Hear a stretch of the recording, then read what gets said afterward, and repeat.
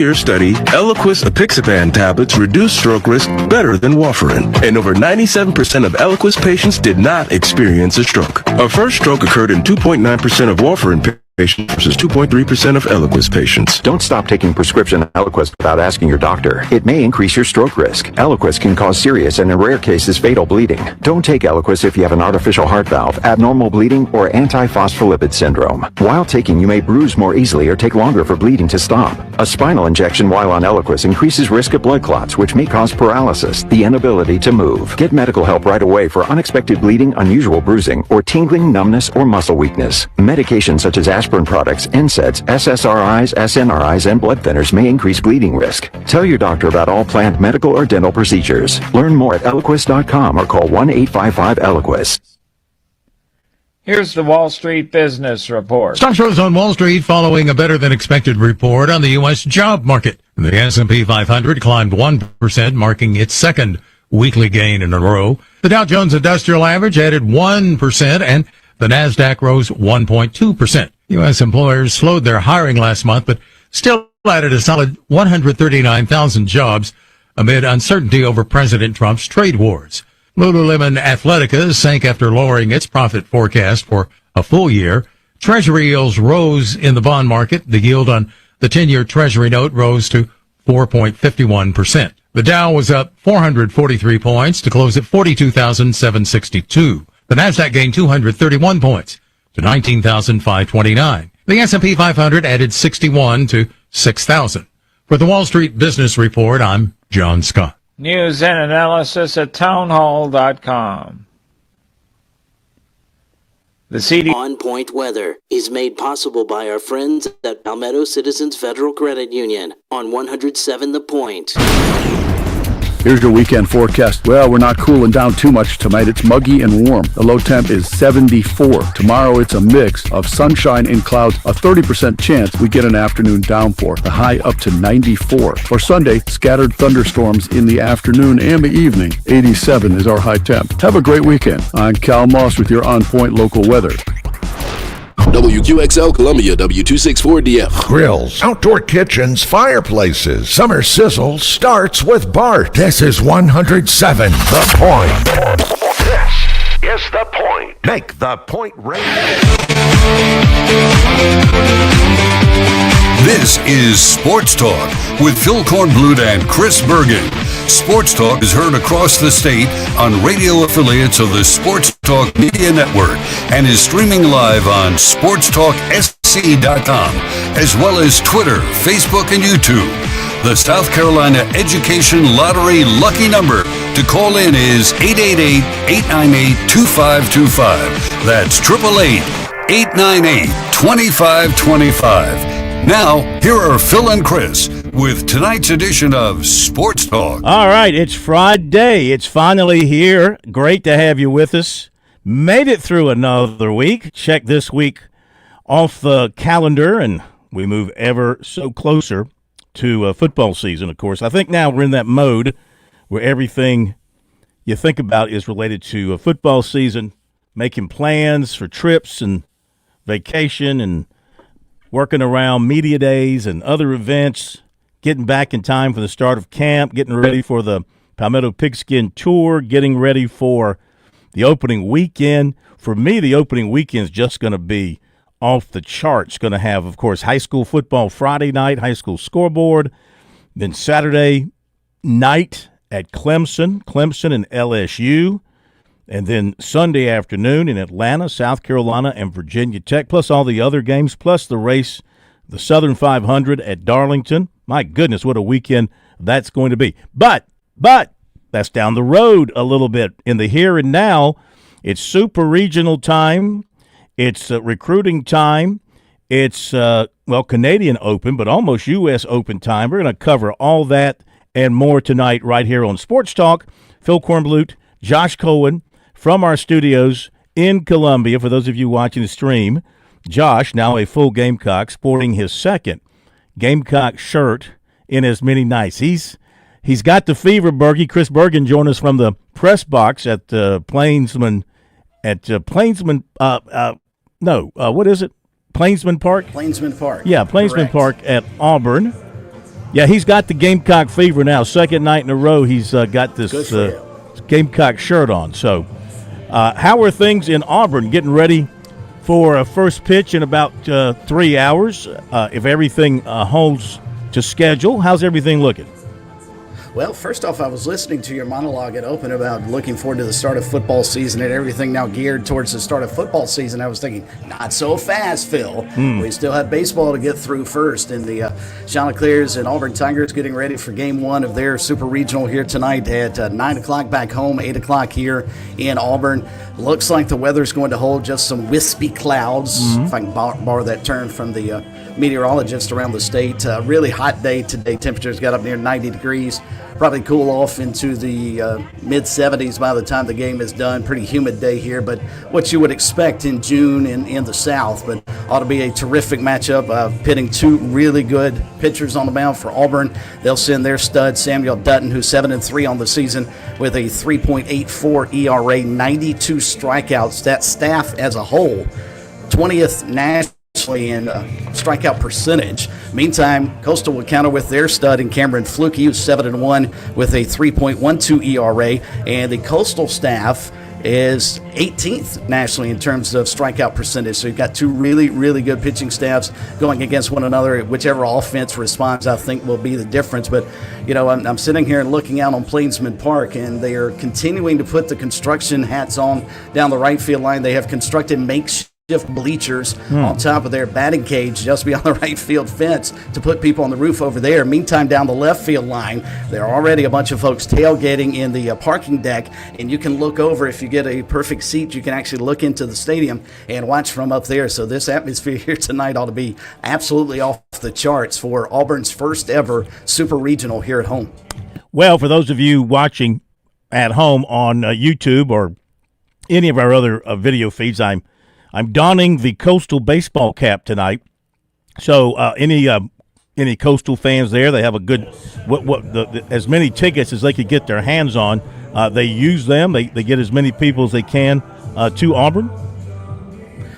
My understanding was Coastal got about 600 tickets. There's a block of about 400 directly behind the first base dugout, which would be Coastal's dugout, I would assume, for all three games if necessary. No reason to move Auburn out of their home dugout for this. So they'll be full there. And then they also got, I think, 200 tickets down the left field line and sort of the cheap seats, if you will. So, yeah, I would think there's a fairly good contingent of Coastal fans that will make the trip here. Clearly, it'll be an overwhelming Auburn crowd, but when Coastal does something, you'll be able to hear a good smattering of applause for the Chanticleers as well.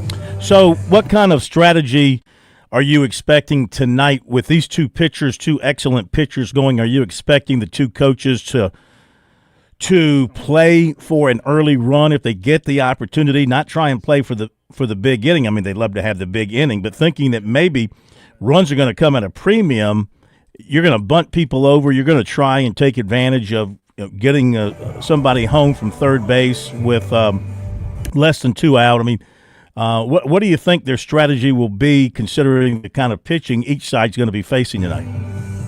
I think you're right, Phil. I think an early run or two would be critical. And I think from Auburn's perspective, they want to make sure they get an early run or two to keep this crowd involved, which will be their 10th man for sure here tonight. But you look at what Coastal has done all season long. That's sort of how they play. This is not a team that's going to wait around and hit the 3-run home run the way the 2016 team did when they won the national championship. That team could sit back and play for the big inning because they had all the power numbers. This is a Coastal team that's hit 62 home runs. They've got more sacrifice hits and sacrifice flies combined than they do home runs at 90. Plus, they steal a good many bases, especially if they can get Sebastian Alexander out of the 2 spot on the base pass. So I think they'll probably will. They'll play their small ball. They'll play that old version of Gilly ball, which became famous at Coastal, and he loved to play the small ball too. So yeah, I think Coastal would definitely try and go that route and try and get an early lead and take the crowd out of it. And for Auburn, their hitting is a little bit better. They bat over 300 as a a team, so they're a little bit better hitting team. So they may be able to sit back and wait on a home run or two. They've hit 86 as a club this season, led by Ike Irish, who's been outstanding for them, 18 home runs and 57 RBI. So maybe a little bit different strategy for Auburn. Plus, they'll bat last, so they'll have a few advantages here in this first game that Coastal won't. But the Chanticleers certainly would like to get off to a good start. Maybe get Caden Bodine, who leads off for them, to get on base. They can bunt him up to second and try and drive in an early run and see how it goes from there behind Cameron Flukie. All right, this afternoon, North Carolina, we had Chad Holbrook on with us Monday night. He'll be back with us Monday night, and he talked about how good this North Carolina team is. And, boy, they took it to Arizona 18-2. 18-2. North Carolina wins that opener in Chapel Hill. Now you got to go do it again tomorrow. They are playing at Louisville. Miami and Louisville, a couple of ACC teams, are in the bottom of the seventh. The Cardinals are going to have a chance to go to the World Series. Who would have thought that? Because they didn't have a particularly great regular season, but they are whipping Miami 8-1. That should really surprise no one. 8-1, Louisville leading Miami. And then coming up, well, actually, they're underway now. Top of the first, Florida State and Oregon State are scoreless. And then Coastal Carolina and Auburn, ESPN 2 tonight at 9. What time is the game tomorrow? It's 3 o'clock your time, 2 o'clock out here. So we get the late game tonight and a middle afternoon game tomorrow as part of I'm not even sure what you would call that, an octagonal set of games. What is the term for 8 games? Yeah. You got a double hitter with 2, a triple hitter with 3, quadruple hitter with 4. It'd be octagonal type game, I'm not sure. But yeah, we're at 3 o'clock Eastern time tomorrow. I'd say it's a whole heck of a lot, is how I would put it. A whole heck of a lot. Okay. Bergie's with us. Coming up, we're going to have an interview for you with one of South Carolina's new transfers. I think a guy that created a bit of excitement when he hit the portal, and then for South Carolina fans, elevated their excitement level, Logan Sutter. And he's not a first baseman, because we talked about that. I mean, he played first base this year, but he's really a third baseman and a second baseman. And so we were talking about, well, you got Bo Hollins, so why do you need another first baseman except to create some depth or have a DH? But really, this was his first year playing first. He has been a third baseman and a second baseman. So, of course, third base is taken care of as well. So he might be the second baseman for the Gamecocks. By the way, shortstop Henry Kasmer entered the transfer portal, John, today. That's Bergie, that's a pretty good loss. He was a good player for them, I thought. He hit with power. He hit over 300. He was pretty good in the field. I don't think he committed a whole bunch of errors. Too bad they couldn't keep him around. They would have been pretty solid with him there at shortstop.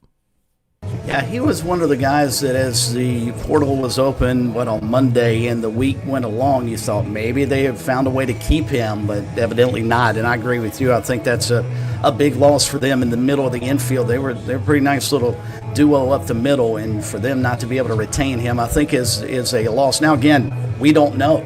Maybe the Gamecocks didn't want him to stick around, and that was part of the meetings they had this week, and finally he decided he was going to move on elsewhere. Mm-hmm. You just never know anymore about the transfer portal. Is it the kids' straight decision? Did the coaches have a play in this? Did they want him to go on? We'll just never know. So that's the unfortunate part for fans of the transfer portal, John, is there's no transparency whatsoever. We don't know if it's solely on the player or it's on the coaches or it's a combination of both. Yeah, you're exactly right. And South Carolina today got a commitment, and this will be, we'll go into more depth a little bit later. Elijah Foster, he's a right-hander from Sacred Heart. In fact, he pitched against the Gamecocks. He started game 2 of the regular season when they opened the season with a 3-game series in Columbia. The Gamecocks knocked him around. 3 innings, gave up a total of 9 runs, only 6 were earned. So he wasn't all that good, but he went on to have a pretty good year. This guy must have an arm. A lot of strikeouts, but pretty fair number of walks, pretty fair number of batters hit, and a pretty fair number of wild pitches. So we'll go over all that when we do recruiting. But he's got a big arm, but I get a feeling, Bergie, he's a guy with a big arm and needs a big strike zone because it looks like, based on his numbers, sometimes he doesn't know where it's headed. And it's also another example as to why, if you're a mid-major or lower major team, you should never play a high major squad. Because if they get a chance, as USC Upstate found out, and as Sacred Heart is finding out, if the big guys get to see your players, they're probably going to talk to them during the offseason, if not sooner. Yeah, but that's true. You get a chance to see them. Then again, if you're good and the big guys want you, they're going to find you. They're going to find you on video. They're going to find you from talking to people. Your agent's going to let them know whatever the situation happens to be. They'll find you one way or another. Story today too. An NIL story. Not doing it as the NIL churns right now, but this is interesting. The softball pitcher for Texas Tech, Najari Kennedy, the first softball player to land $1 million NIL contract, has signed another $1 million plus deal to return to Texas Tech next year. I can't imagine she can find that kind of money in pro softball anywhere. So, why not? And it says an NIL contract. So who knows? I don't know anymore who is doing the NIL stuff. Are the schools doing their own NIL stuff? Is it being done by the collectives? Is it being done by outside agents? Does this money come off your budget for paying players beginning this summer whenever the House settlement is signed off on? I mean, I don't know. But the bottom line is you got a school willing to pay a softball pitcher over $1 million a year for softball. So, I mean, do the math, figure it out, and you wonder how that hits your entire budget. If it comes off of your budget, how that impacts your entire budget. I don't believe there are 5 schools in the country, along with Texas Tech. I doubt you could find 4 more who would pay a softball player $1 million plus. Now, if this is a person going out on their own and getting their own deals that total $1 million plus, and they're doing it themselves, and it's not coming out of the coffers of the school, okay. But this story from The Athletic makes it sound like, as they put it, has signed another 7-figure deal to return for next year. It sounds like the school is funding this whole deal, which to me I find to be a little bit mind-boggling for a sport like softball, which is not a moneymaker. And you're going to pay a pitcher. Softball must mean a hell of a lot to you to want to pay that kind of money. Well, and I think, Phil, this is a great example to try and peel back the onion a little bit and look at the value versus how much you pay. Because if she goes out and she'll pitch again tonight, she's pitched, I think, every inning of the NCAA tournament for Texas Tech. And if they win the national championship, you have to ask, all right, we paid her $1 million to bring us a national championship. All right, from the university's perspective, not just the athletics perspective, how much did the publicity of Najari Kennedy, how much did that publicity and what the softball team accomplished, does that translate into students coming in to compensate? Let's just assume for a moment Texas Tech is cutting her a check for $1 million to play. Do they get it back in terms of tuition and like? If so, then maybe it's worth it. You can go back and let's go through a basketball roster at Kansas. The $25 million that they're going to pay for their basketball roster. Are they getting that return on their investment? I think that's a really interesting study, and I agree with you. I mean, softball is not going to be a revenue-generating sport, I think, ever in college athletics. However, somebody out there believes that she is worth $1 million, and she's their team. I mean, if it's not for her, they're not in the College World Series, and they've got a shot to win the national championship tonight. They probably should have already clinched it, if not for her as well, because she can't figure out a way to throw the ball outside the strike zone to intentionally walk a player. That's how Texas won Game 1. She was trying to intentionally walk somebody and got it too close into the zone, and a 2-run single allowed Texas to win the game. So I think that's what we should start looking at. What kind of value are you bringing for that kind of money? I mean, that's how every other business works. If I'm paying you $1 million to go out and be a salesperson, you better be sure you bring it back to the company 5 times that to make you worth the amount of money I'm paying you as a salesman on my team. All right. Our phone number, 888-898-2525. Bergie is there at Auburn as we take you to the hot spots of sports when it involves the state of South Carolina. We are the hot spot leader. How about that? Hotspot leader. Yeah. Your phone calls, 888-898-2525, South Carolina Education Lottery lucky number. We'll jump to some phone calls after the break. Whole bunch more coming your way, and we'll be back after the break.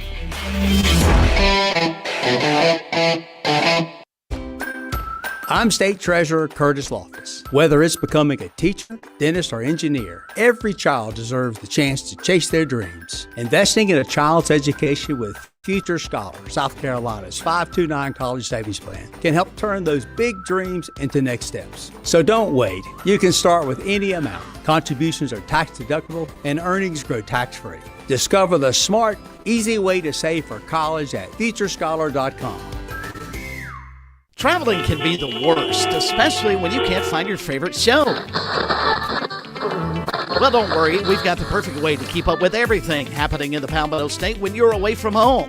Just pull up the Chief Sports app on your mobile device, and you can listen live to Sports Talk. All right, welcome in, everybody. Sports Talk Media Network. So the next time you can't find us on one of our great radio affiliates, just log on to the Chief Sports app, the best way to stay connected with the Sports Talk Media Network. There's a lot of things we take for granted in our lives. Your home's AC will run cool. Your drive-through coffee will be hot. And the car will start when it's time to take your kids to school. It's when things don't go as planned that you start thinking about who to call and where to turn. The good thing is, you can prepare for life's most difficult days by calling the Larry Lucas Agency today. Larry is a State Farm agent that has been taking care of people across South Carolina for more than 2 decades. You probably have insurance, but switching is easy, and bundling can save you hundreds or more. Most importantly, the Larry Lucas Agency can help you choose the protection you want at the price you want. All backed by South Carolina's #1 home and auto insurance company. Visit LarryLucasAgency.com today or give Larry a call at 803-799-1998. Like a good neighbor, Larry Lucas State Farm is there.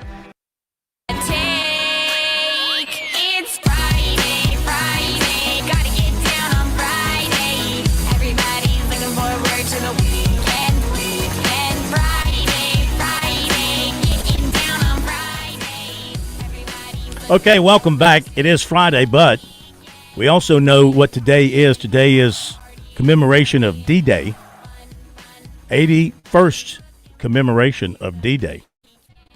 And I tell you, D-Day, I've watched the videos, of course, the historic videos and the various movies made about it. Bergie, I often ask myself, if you were 18 or 19 back then on D-Day and you were on one of those boats, how would you have reacted? How would you have reacted if you were on one of those boats full of soldiers and they dropped the door for you to jump into the Atlantic and swim to Normandy Beach and Omaha Beach and all that? I don't know that I could. I mean, I guess I'm in the Army and I'm ordered to do it. I would have certainly have done it. Probably wouldn't have wanted to, but can you imagine? I can't imagine. I can't even come close to imagining the heroism and the bravery of those men. 2,500 were killed, I believe, killed and wounded. I can't even come close to imagining the bravery that it took to do that. I've seen the movies and I've seen some of the historical videos. That doesn't come close to giving you the real feel. There's a reason that my grandparents' generation is called the greatest generation, and that's part of it, the bravery that those soldiers showed. And I got a chance earlier today, I saw it, matter of fact, outgoing CCU president Dr. Michael Benson tweeted out a picture of the letter that Dwight D. Eisenhower wrote to the troops right before D-Day, and it gives you goosebumps just to read how confident he was and how important that mission was going to be to end tyranny in Europe and to liberate France. And it's just remarkable stuff. And Phil, I can answer the question right now. There's no way I could have done it. I don't have that kind of bravery. I wish I did. I'm ashamed to admit it. But yeah, it's a remarkable situation. And if not for those troops, where would the world be today? Just well, you would. Remarkable story. If you were in the Army, you would have done it. I mean, Oh, sure. Yeah. You might not have volunteered, but if you were Right. if you were drafted That's very and true. you're in the Army and they said, Private Bergen, lead us out, you're Yes, going. sir. You're going. Bless all those people, man, because you're right. Greatest generation ever. We have people today, we have no clue what those folks went through. Not even close. And I salute them, admire them all. Let's go to Ron in Greenville. First call tonight. Ron, welcome to Sports Talk. How you doing? Ron, are you there, buddy? Let's put him back on hold. We'll try him again. Andy in Columbia. Hello, Andy. Welcome to Sports Talk. How are you? Hello, Corn. Hello, Chris. Yeah, I'll tell you what. I don't think there's any way. I mean, I say there isn't any way, but I would have done it. But I sure would have had a load in my pants if you get my drift. Oh. I mean, I just don't know how. Those are some of the bravest people. While you're going in, there's everybody around you is falling down dead from being shot and getting target practice from the Nazis being up top there, down on them. It's just amazing what the bravery those men showed and what they did to save this world. It's just amazing, and they should never be forgotten.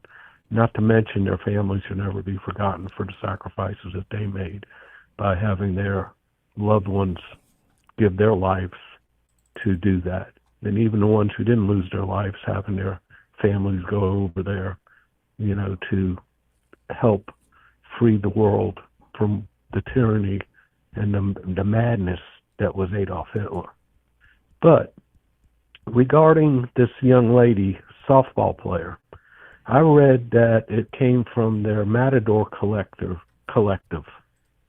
And also read that she's very close friends with Mahomes, that they've become very close since she's come to Tech.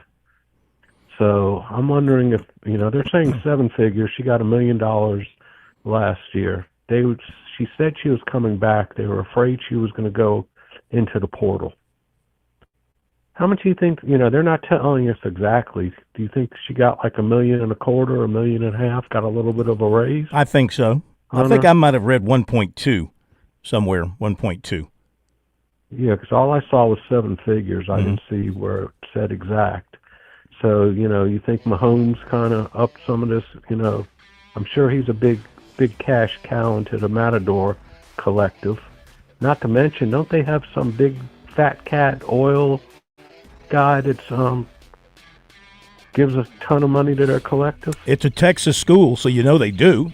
They got oil all over their schools there in Texas, and they all got big contributors from the oil business, so they got that advantage.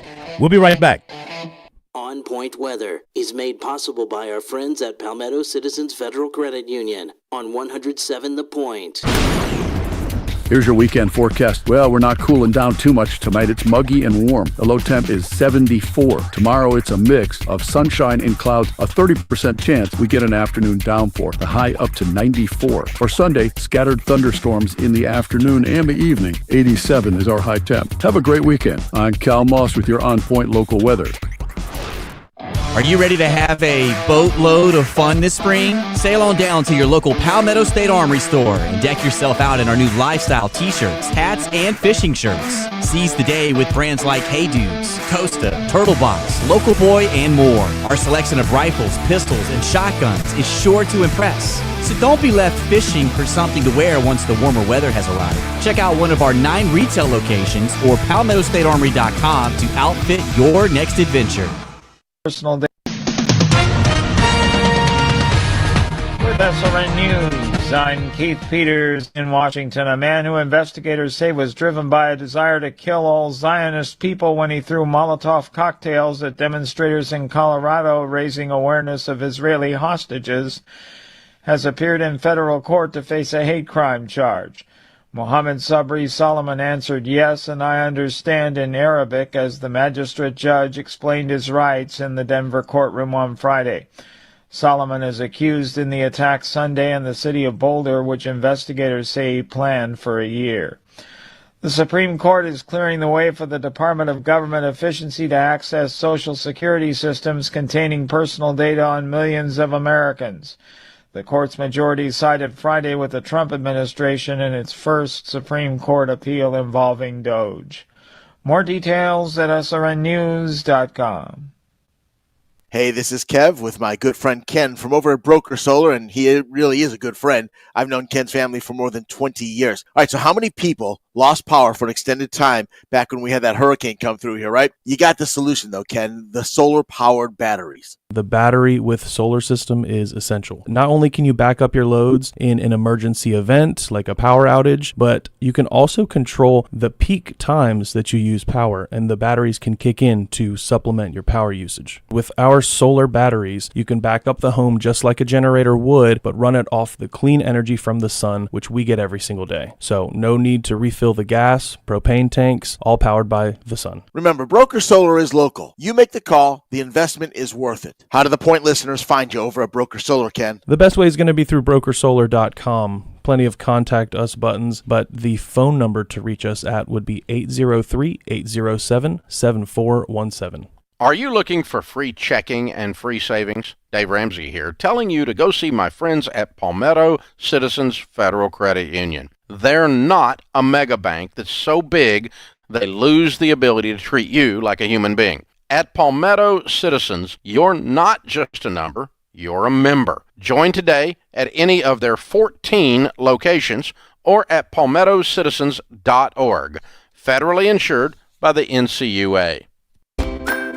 When I grew up, I want to be a nurse. I want to be an engineer. I want to be a teacher. There's never been a better time to start making their dreams come true. Future Scholar, South Carolina's 529 college savings plan, makes it easy to save for their future education. Contributions are tax deductible, earnings are tax free, and you can start saving right now with any amount. Go to futurescholar.com today to discover the smart, easy way to save for college. That's futurescholar.com.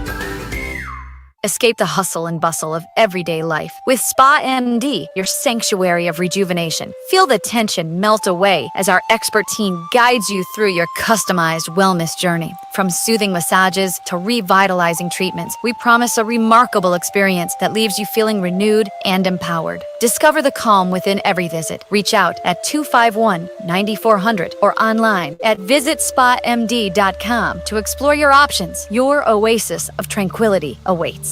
Step on the comfort and style with Floor Boys. Imagine plush carpets underfoot, sleek hardwood reflecting sunlight, or luxurious vinyl flink elevating your kitchen. Each step in our showroom unlocks new possibilities, blending your vision with our expertise. Our experienced team guides you from inspiration to flawless installation, making the process easy and enjoyable. Visit us on North Lake Drive or book a complimentary in-home estimate. Explore endless flooring options and fall in love with your space only at floorboys.com.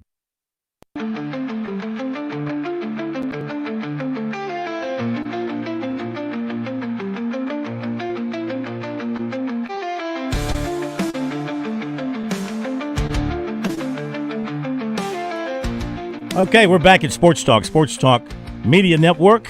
Coming up, we'll have recruiting for you. Interview that we did earlier today with the transfer South Carolina received from Purdue. First baseman there is going to play probably second base as I see it now at South Carolina. Logan Sutter. Had a chance to talk with him earlier today. We'll have that for you coming up in a little bit. And Jeff Owens at 7:20, and then Birdies, Bogeys, and Biceps tonight. Of course, starring the one, well, not really the one and only, the third of four, George Bryans. There's been now 4 George Bryans. He's the third. And we'll have a special guest tonight.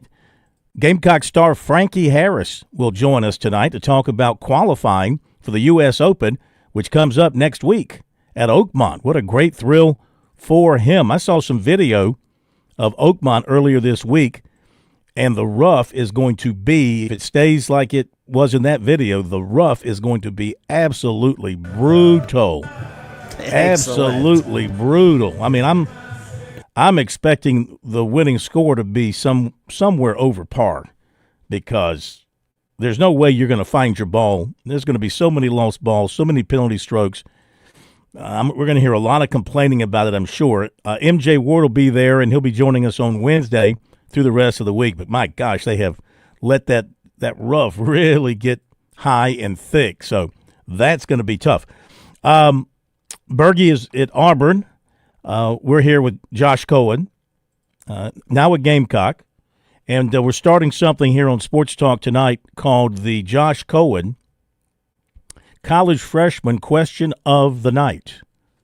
As Josh is getting ready to go to college here in a couple of months as a freshman. You know how your freshman year is. Can we make a disclaimer? By the way, you put on 15 pounds when you go to college. You're freshman 15. Can we sit out a disclaimer to everybody listening?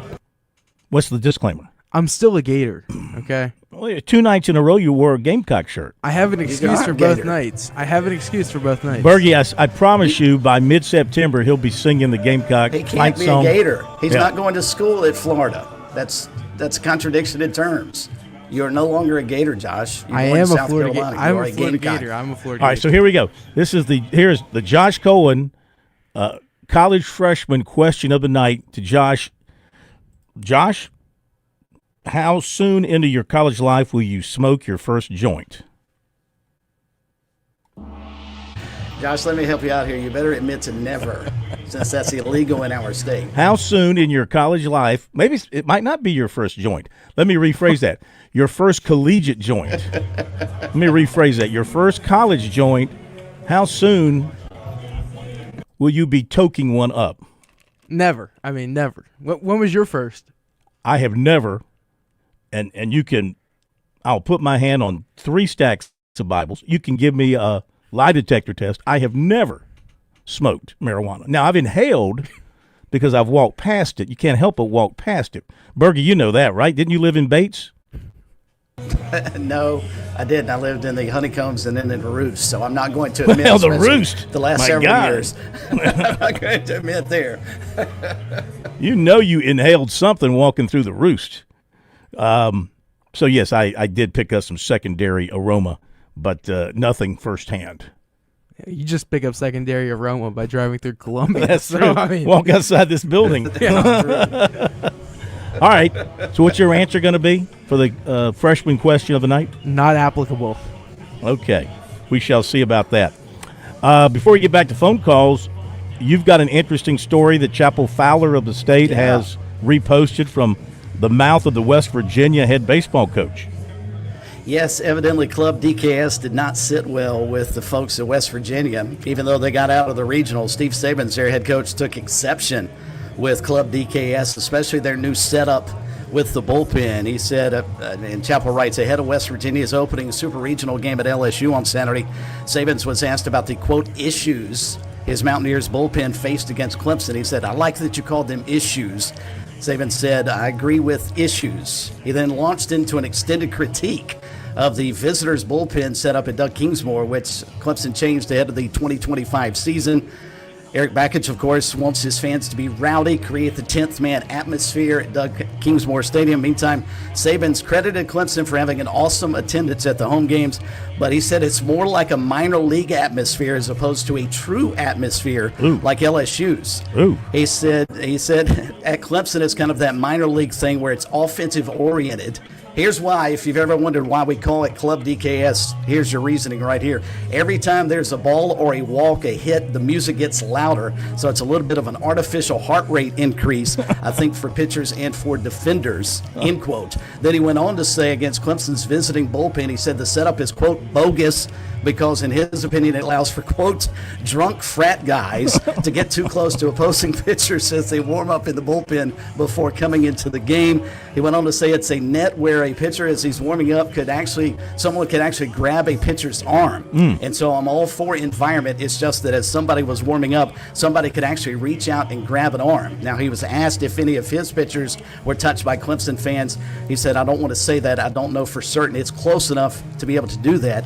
And Phil, we saw a tweet from one of the college baseball Twitter pages, I guess last week Mhm. during the regional, that said, at least according, and they quoted a rule in the college baseball rule book, that there's supposed to be a 100-foot buffer between the fans and the visiting bullpen. So if that's actually indeed the case, Club DKS is in violation, you would think, of that rule. You would think. But I've got one way to fix that real fast. I think I've told you this off the air. One way to fix that real fast, if you are the visiting team and you feel like you're being harassed unfairly, you just have an oops moment in the bullpen. And by that I mean you just have a hard-throwing reliever warming up who's throwing about 95, and he lets one get away over the head of the bullpen catcher, and it hits somebody in the head behind him. That'll straighten them up in a hurry, I would say, because I believe there at Clemson, if I'm not mistaken, I believe that the fencing wraps around the visitor's bullpen so that you have people standing alongside the bullpen, and then you've got people behind the bullpen as well, all at ground level, all within arm's reach of the players. You let one get away and hit somebody in the head with a fastball out of the bullpen, how quickly would they change things if that were to happen? Well, it's the same scenario that I've talked about for years about not running on the field and not getting on the court. What's going to happen is a fan is going to get hurt, or a visiting player is going to get hurt by that setup. I'm like the West Virginia coach. I'm all for atmosphere, but that's a recipe for disaster, and I can't believe Clemson went that far, and especially if it's against the collegiate rule books. Which, again, I don't know how they got that passed by the NCAA, but I did think his comments were funny about it being a minor league atmosphere, not a true college atmosphere. That's exactly what Eric Bakich was shooting for, I don't believe. No, you're right. Okay, back to the phones we go. 888-898-2525, South Carolina Education Lottery lucky number for you. And let me also wrap up the poll question of the week presented by Larry Lucas Insurance. Larry Lucas Insurance in Columbia, 803-799-1998 for all your insurance needs. So, of the folks who voted, 56.8% believe Coastal will win 2 out of 3. 24.3% Auburn will win 2 out of 3. 13.5% are calling for a Coastal sweep, and 5.4% calling for an Auburn sweep. So overall, about 70% of the votes are going the way of Coastal Carolina winning that regional there at Auburn. Okay, back to the phones, and we appreciate your patience. Let's go to, is it Bruce next? Bruce in Missouri. You're up next on Sports Talk. Good to have you with us. How are you? Well, thank you, Phil, for taking my call. Go Coastal Carolina. Give them hell, buddy. They are the state's team. They are the state's team this weekend. Yes, sir. Yep. They deserve it, too. Anyway, going back to the gravesite of all the guys that were mowed down and, invading France. Mm-hmm. My sister from Abbeville played the bagpipes and played the flute. And so they invited her to be part of the orchestra 3 years ago. And she told me about her experience at the gravesite playing with other people from America, giving a concert in honor of the fallen. She said that the women of the village comes out every day and put roses on their area, to put roses on the gravesite. And in a week, they come in and wash the tombstones of each fallen soldier in their little area that they come out. And this is a lineage every year. They come out and put people in different positions on that gravesite from the village next to the gravesite, and they come and wash the headstones once a week. That's how valuable what those fallen soldiers did. I think that says it all. Honored. I think that says it all. Yeah. Yes, it is. Yeah. I appreciate but you. She took a tour. Mm-hmm. She took a tour. They would play in other places during the whole month, and she got to go to go to Paris and see what the French Huguenots had designed for the king there. And see, Abbeville was settled by the French Huguenots, and I'm an ancestor of a French Huguenot. Yeah. Hey, thank you so much. Small world. Appreciate that. I've seen some of the writings about that. I've seen pictures. It's pretty amazing what those people do and how appreciative they are to this day of what those American soldiers did. No question about it. We thank you for the phone call. Let's go quickly to Ron in Greenville. See if he's with us this time. Ron, buddy, are you there? Yeah. Hey. How you doing, Phil? Good, man. How are you? I'm good. I got a full night. At 8 o'clock, I'm watching the College World Series girls. Then at 9 o'clock, I'm going to watch Coastal Carolina. Mm-hmm. Then at 10:15, I watch the Atlanta Braves. So that's a pretty good night. You watching the Braves on replay or something? No, I watch the Braves on the. I've got cable. I mean, TV and are they on the road? Let's see. They're in San Francisco. Oh, okay. Then you will have a full night of it. Yeah. Let me ask you something. I don't have to know tonight, but I want you to go through South Carolina's football schedule and go through Clemson's football schedule and tell me what prediction you have this year. All right. Stay tuned for that. We'll get to that. Okay. You enjoy your evening. Thank you, buddy. Enjoy your evening. All right. Yeah, the lousy Braves are out in San Francisco tonight. Of course, the big baseball is taking place in the Big Apple. It's Boston and New York. It's in the Big Apple. Red Sox and Yankees tonight. Gag. Yep. Hey, Is I this tell you, the first of 70 games this season between those two? I think it's like 16 or something like that. You know, They seem to play every weekend. It's the really beginning of baseball season now when the Yankees the Yankees have played the Mets, they played the Dodgers, now they're playing the Red Sox. So baseball season really is getting underway. By the way, I watched the end of the hockey game the other night. Pretty exciting. Overtime, Stanley Cup. And then last night the NBA came down to a shot with 0.3 of a second left. So Stanley Cup Finals, NBA Finals off to exciting, competitive starts, man. Let's hope that continues. Okay, we'll be right back here on Sports Talk. When I grew up, I want to be a nurse. I want to be an engineer. I want to be a teacher. There's never been a better time to start making their dreams come true. Future Scholar, South Carolina's 529 college savings plan, makes it easy to save for their future education. Contributions are tax-deductible, earnings are tax-free, and you can start saving right now with any amount. Go to futurescholar.com today to discover the smart, easy way to save for college. That's futurescholar.com. Major Billy Downer here from the Department of Natural Resources, and DNR is excited to announce the implementation of Go Outdoors SC, a new online licensing and boat titling system that you can access right from your phone. Through this new system, customers can purchase their hunting and fishing licenses, renew their boats, apply for lottery hunt opportunities, and complete electronic harvest reporting requirements. For more information, visit Go Outdoors SC at your local app store. Are you in the market for an auto loan? Move now. Get an auto loan from Founders Federal Credit Union now through October 31st, and you'll be entered to win up to $25,000 toward your qualifying auto loan and a $5,000 deposit into your Loyalty Select account. Loyalty Select is our highest yield savings account.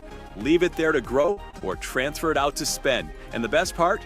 We'll be choosing monthly winners. So the earlier you get your auto loan, the more chances you have to win. So don't wait. Visit foundersfcu.com/auto to learn more or begin your auto loan application today. Not a Founders member yet? Visit us online or stop by an office to learn more about Founders and see if you qualify for membership. We have the financial tools you'll need and the personalized service you deserve. Relax, you're with Founders. Terms and conditions apply. Membership qualification required. Every lottery ticket purchase keeps education in our state moving forward. In fact, the lottery has raised more than $200 million for state school buses to get our students to school safely every day. Then, the lottery helps those students go even further in their education by funding the Life, Hope, and Palmetto Fellow Scholarships. So remember, when you play the lottery, you're keeping South Carolina students on the road to success. Learn more at sceducationlottery.com/betteryou. Oh, my brother, you don't have to follow in your bloodline. Oh, we got each other, and if you got tomorrow, then you still got time to break the chain. All right, South Carolina continues to pull players out of the transfer portal, John, for baseball. They rebuild their roster. So far, it looks pretty good. One of the players that they have taken as transfer comes from Purdue, where he was the second leading hitter in the Big Ten this past season, Logan Sutter. He's actually out in Folsom, California. That's where he lives. I had a chance to talk with him earlier today and asked him about how it all came together for him to end up with the Gamecocks.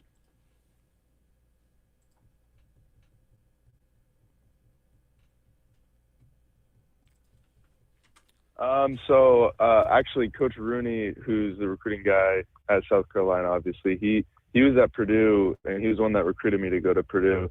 So when I got in the portal, he called me pretty quick, and he recruited me before, so I felt comfortable with him before, and our conversations went really really well. And then obviously Coach Maneri is a big time name, so playing for someone like that's gonna be really exciting in the SEC. I just like the way he talks about the program and how kind of just what they're trying to do, especially here at South Carolina. They want to rebuild the program and kind of make it what it used to be, and so I think being a part of that will be really cool. From your conversations with Coach Maneri, what did he say he liked about you, looking at your numbers, looking at your film, and how they would plan to use you at South Carolina? Obviously I'm a hitter. I'm an offensive guy, so kind of just finding a spot. They talked about some third base and second base for me, but just kind of finding a spot that fits into the lineup well. Just whatever I can do to help us win. So not necessarily strictly at first base. No, yeah, because I played first this last year, obviously, but that's the first time I've really played first. I grew up playing mostly third, and that's where I played in junior college. Well, they're pretty well set there with Bo Hollins, too. I didn't know if they were going to be looking at some sort of platoon situation, or you can't have enough depth, that's for sure. Your improvement from 2024 to 2025, just statistically speaking, what do you point to for the big steps you took offensively from one season to the next? I try not to change too much. I feel like my season last year was a good start, and I think just getting better with my discipline and just finding pitches I can handle. It was mostly an approach thing, not necessarily a physical thing. Were you a power hitter as you came up through the high school and junior college ranks, or is that something you developed once you got to Purdue? I would say I wasn't as much power guy in high school, and then junior college is when I kind of learned how to swing it, just kind of got a lot of my pop. So yeah, I would say junior college. People say, well, Big Ten baseball, it's okay, but it's nothing like the SEC or the ACC that you'll be seeing down here. How do you respond to that? How did you find Big Ten baseball? It's obviously the SEC is a different animal. So, I'm excited. I think that's one of the main reasons I kind of went in the portal was to get out of the Big Ten and kind of find somewhere in the SEC, like South Carolina, obviously. I'm excited to play with and against all the competition in the SEC. Are you ready for a bunch of big, powerful arms? Oh yeah. Yeah, no, I'm excited to see those kind of guys. You see the guys like that in the Big Ten, but there's not as many of them in the Big Ten as there is in the SEC, obviously. So, I've seen it a little bit, but not to that extent. Who was the best pitcher you faced this past season, and how hard was he throwing? I there's a freshman from, I want to say, Rutgers, that was up to like 97, I think, 97, 98. But there's a couple guys that were getting up there, but I didn't think there was anything too crazy though. What are your plans for this summer? So I'm playing in California for a team I played with last year, the Healdsburg Prune Packers. And when do you come to South Carolina? I'm not sure yet. I think it's end of August, something like that. When you evaluate yourself here in the summer as you play your games, what kind of things are you working on? Do you have some particular areas in your swing, in your overall game that you feel like you need to work on? I would say, I'd try to just keep my swing the same, not really try to change too much there, and then just get back to playing third and second base. Because obviously I played the whole season at first, so getting back to playing those spots and getting comfortable again there. So I think, yeah, just mostly that. Will the fans in you see a guy that is a power hitter? Will you be a guy that will come in and provide that power? Even though you talk about playing like a second base, you don't normally see a whole lot of power hitting second baseman. Third baseman, yes. Yeah. First baseman, yes. But how will you view yourself as a hitter in this offense?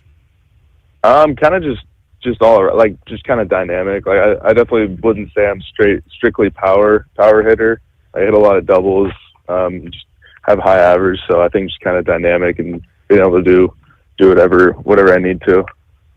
Have you ever taken a look at Founders Park, where South Carolina plays? You have any ideas about the dimensions or the makeup of the field? A little bit, not too much. Well, if you catch the wind on the right night, it's a hitter's park. So sweet. That's also, yeah. I go backside a lot, so I'd like to hear that. There you go. We thank you so much, man. Have a great summer. Appreciate your time and look forward to seeing you when you get to Columbia. Yeah, awesome. Thank you. I appreciate it. All right, conversation with Logan Sutter from earlier today. He is out in Folsom, California. You know what's out in Folsom, California, Bergie? There's a prison out there that Johnny Cash made famous, right? That's correct. Yeah, he said he lives about 20 minutes from there. Not a real... And did he say he's got backside hustle? Is that what he said? No, backside power. Power. Okay. Yeah. That makes more sense. In other words, I take that to mean he likes to go the opposite way. He can hit with power the opposite way. He's a right-handed hitter, so I guess he's talking about going to right field and right center. And, a lot of times at Founders Park, that wind is blowing out that way coming off the river. It'll give your ball a nice lift if you can get it up in the air. Indeed. Deep analysis there by the Bergmeister. I can't tell you the last time I've been to one game at USC in probably the last 5 or 6 years. So I'm not the guy to go to the analysis about the dimensions at the park. It hasn't changed. 8-1 Louisville, still leading Miami. Florida State 1-0 on Oregon State. Recruiting coming up.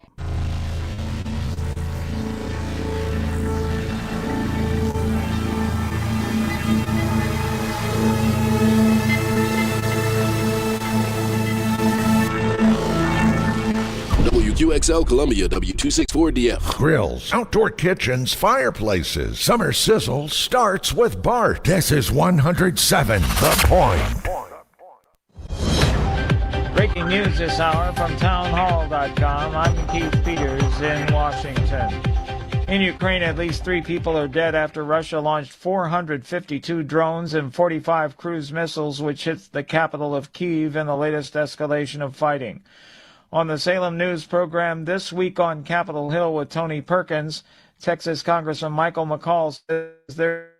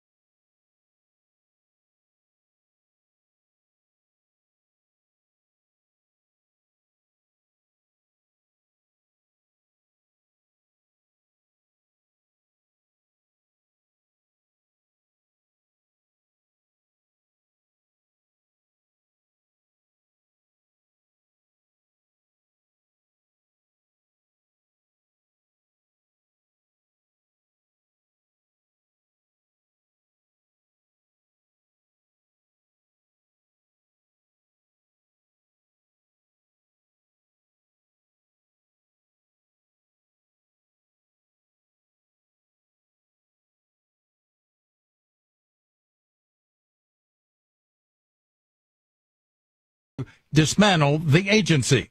The Justice Department's emergency appeal to the High Court said U.S. District Judge Myung Joun in Boston exceeded his authority last month when he issued a preliminary injunction reversing the layoffs of nearly 1,400 people and putting the broader plan on hold. Joun's order has effectively stalled the effort to wind down the department. John Scott reporting. A federal appeals court refused to put the order on hold while the administration appealed. The judge wrote that the layoffs will likely cripple the department. The current case involves two consolidated lawsuits that allege Trump's plan amounts to an illegal closure. News and analysis at townhall.com. From Washington, I'm Keith Peters.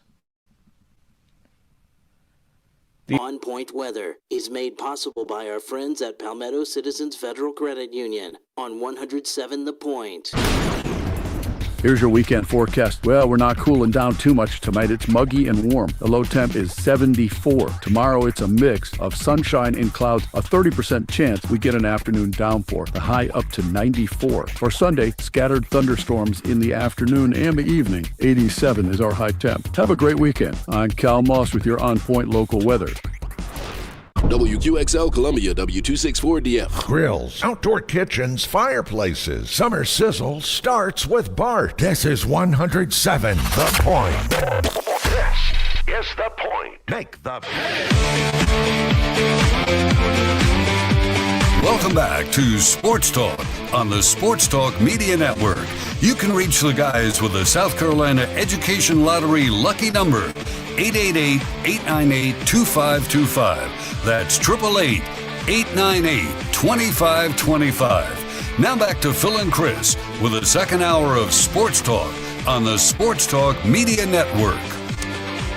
And we're back Friday night, Sports Talk Media Network. So glad that you're with us tonight. Hope you had a wonderful day doing whatever it is you happen to do on a daily basis. And always appreciate you taking time out at the end of your long, hard day to join us here on Sports Talk every night, 6 to 8. It's where South Carolina comes together to talk sports. That's it. Simple as that. Nothing fancy. We talk sports. We don't talk recipes. We don't do politics. We don't share personal life experiences, pretty much. We talk Josh. Sports. Now, Josh, just another story. I think people are interested in young Josh's collegiate life, and we're going to keep people informed as he goes through it. Can't wait for his first F. Oh, yeah. Can't wait for the first F to come in on that report card. So if I'm required to give my grades, do I get a pay increase here? That's something that can be discussed. Yeah. If I get all A's, do I get a bonus? I think that's an entertainment element to the program that could be worth value to the we might even get a sponsor for it, The South Carolina Education Lottery. It's perfect. That's right. It works. There you go. There you go. Bergie's at Auburn. They're now about 2 hours away from first pitch of that game between Auburn and Coastal Carolina. It's a long wait for those games to get started sometime, I tell you. Tell me about it. Yeah. So we've got I was going to say, I'm glad I'm not a player. I've always felt like for the players, a visiting team, it's a whole lot better to play early in the day instead of having to lie around the hotel all afternoon. I'm sure the guys had plenty of time to go up by the swimming pool and the whole 9 yards. Mm-hmm. I actually did before I went to get some lunch and had time after lunch to go back to the hotel for a couple hours before coming to the park. So, yeah. A long day till 8 o'clock tonight for sure. It was a long day for Arizona. They get hammered by North Carolina 18-2, and Louisville's taking it to Miami 8-1. They're in the bottom of the 8th, and Florida State in the top of the 4th 1-0 on Oregon State as we get the Super Regionals underway tonight, and of course more Super Regionals coming up tomorrow. Let me hit a couple of other notes here, and then we'll get to the recruiting report for tonight, brought to you by Seawells. But there are a couple of things I wanted to touch on that we haven't gotten to tonight or maybe even this week. Manning Passing Academy is coming up. You're going to have Lenore Sellers and you're going to have Cade Klubnik there among the quarterbacks. You're going to have Arch Manning, of course, John Mateer, Drew Alar, Lou Altmaier, Avery Johnson, Sam Levitz, Garrett Nussmeier. So you're going to have the two quarterbacks facing off in the season opener. Austin Simmons, Ty Simpson, and Gunnar Stockton. Interesting when you look at it. I mean, Stockton going to be the starting quarterback at Georgia, first-year starter. Simpson, first-year starter at Alabama. In all likelihood, he's expected to be the guy. Austin Simmons, new quarterback at Ole Miss. Let's see. Levitt is back at Arizona State. Johnson's back at Kansas State. Altmaier's back at Illinois. Alar is back at Penn State. Mateer is the new quarterback at Oklahoma. And Manning played some, but he'll basically be the new quarterback at Texas. So my point is, you got a lot of fresh meat out there at the quarterback position. How are they going to do? Are they going to rise up and be everything that's expected of them, that that people write about you, and like nobody's been written about more than Arch Manning for a guy that's hardly played on the collegiate level. Can he come anywhere close to living up to those expectations? Phil, I don't know. I mean, what are our expectations for him? National championship or bust? I mean, Heisman Trophy or bust? I think that's really unfair for a guy, as you correctly pointed out. I think Cade Klubnik, because of what he's accomplished throughout his career, I think Heisman Trophy expectations are fair on him. I'm just not so sure where you set the bar for Arch Manning, because you're right. He hadn't had a chance to show what he could do. He may turn out to be an outstanding quarterback. You certainly hope so, because of the amount of hype that's been around that young man. It'd be awfully bad to watch him sort of Ryan Leaf it, don't you think? No, absolutely. Do you think do you think the spring and summer hype for Lenore Sellers in Heisman chatter, and also wagering? I mean, he's got pretty short odds if you look at some of the sports books. You think that's legit? You think that's accurate based on the season he had last year? I would say he's going to have to.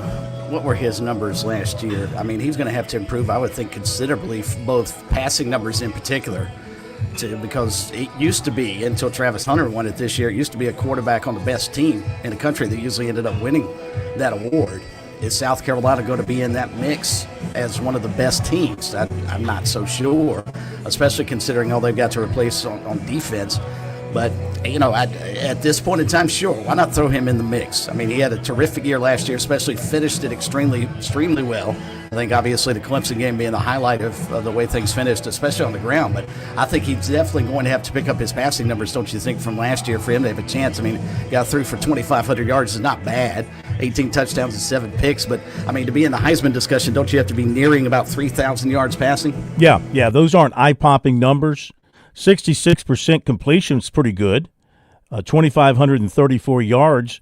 And considering their running back situation, with Judge today in North Carolina, he denied an injunction request by a player at NC State seeking to get a 5th year of eligibility. He's already been there 4 years. He wants to go for a 5th year.